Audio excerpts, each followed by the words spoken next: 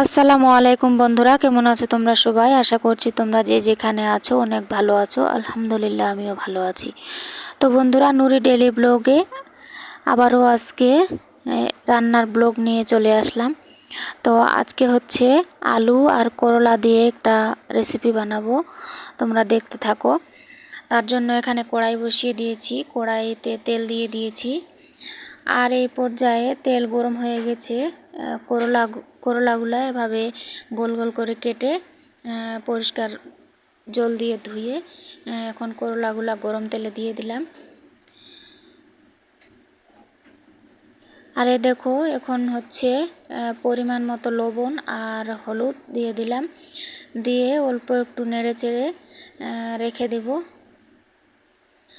তো এই দেখো, করলাটা ভাজা হয়ে গেছে। এখন হচ্ছে এগুলা তুলে নিব।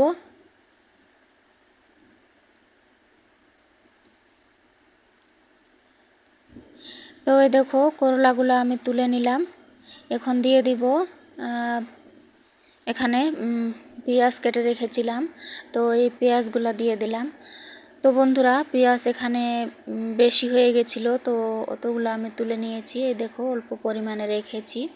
তো পেঁয়াজগুলো হচ্ছে এখন লাল লাল করে এরকম করে একটু ভেজে নিয়েছি। আর এই পর্যায়ে দিয়ে দিলাম এখানে আদা, রসুন আর জিরে বাটা একসঙ্গে বেটে রেখেছিলাম, আর হচ্ছে শুকনো লঙ্কা বাটা দিয়ে অল্প একটু নেড়ে চেড়ে ভালো করে মিশিয়ে নিলাম। এ দেখো, আমার মিশিয়ে নেওয়া হয়ে গেল। এখন দিয়ে দিলাম একটা তেজপাতা, তারপর এখানে দিয়ে দিচ্ছি লবণ স্বাদ মতো আর হচ্ছে হলুদ। তো লবণ হলুদ দিয়ে ভালো করে একটু মিক্স করে নিলাম। মিক্স করে নিয়ে এখানে হচ্ছে আলু কেটে রেখেছিলাম ভালো করে ধুয়ে, এগুলো এখন দিয়ে দিলাম। তো আলু আর মশলাটা এখন ভালো করে একটু নেড়ে চেড়ে কষিয়ে নিলাম, নিয়ে এখন জল দিয়ে দিলাম। জল দিয়ে এখন ভালো করে একটু নেড়ে চেড়ে ঢাকা দিয়ে দিব।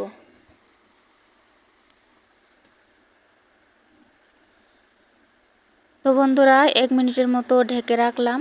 আর এই দেখো, এখন হচ্ছে ঝোলটা একটু শুকিয়ে এসছে, মাখা মাখা হয়ে গেছে।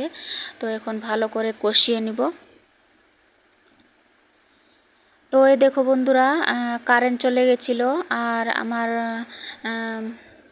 তরকারিটা কষানো হয়ে গেছে। এখন ঝোল দিয়ে দিলাম। তো চলো, এখন হচ্ছে ঢাকা দিয়ে দিব। ঢাকা দিয়ে 3-4 মিনিট জাল করে নিয়েছি। আর এই দেখো, আমার তরকারি রেডি হয়ে গেল, আলু করলার রেসিপি।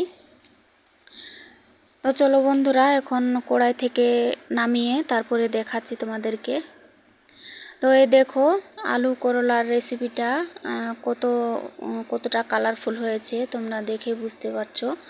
তো বন্ধুরা, ভিডিওটা ভালো লাগলে একটা লাইক করো। তোমরা যারা আজকে আমার চ্যানেলে নতুন, চ্যানেলটা সাবস্ক্রাইব করে আমার পাশে থেকো।